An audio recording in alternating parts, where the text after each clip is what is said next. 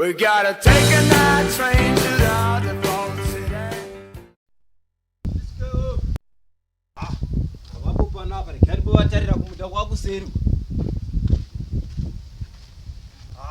Sawaru wana rubundo. Yaiti vaone iko.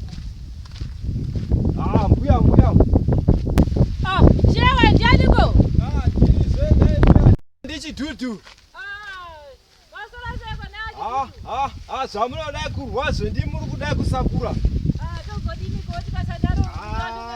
Asiko kusakura kwenyuku. Yo mabarwe enyu zvari matanda oga. Vakomana. Watorwa naro bundo nokuti ukasadaro mvura yacho yakawandisa goreno. Izhinji awa ndiwo magoko enzungu zawo.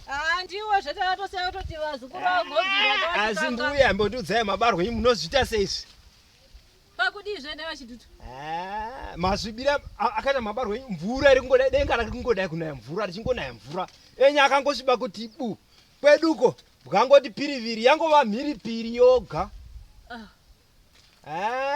Vanhu vanongoti mwini Mbuya muraini munenge mune divisi mi. Kwazvo! Zvawataura ndizvozvo kwazvo. Ndiani iye anotaura izvozvo? Zvazara muraini. Kunongonzi Mbuya ativahwisisi kwazvo. Hamusati matanga kutaura. Sheka ndikuudze manje chidhudhu divisi racho. Paya paunoona mota yechishozhonozwa ichiuya yobva yati masaga pi. Tora fertilizer wesa munda wosakura. Ndo divisi. Anoedza kwakaona tazvitere. Izvezvi kugadheni kwanguko. Kune beans, kwakazara beans. Beans here Mbuya. Takangodaiwo so. Ndokudiko. Uri kubereka. Hamusati matanga kutaura. Mukicheni mangumo.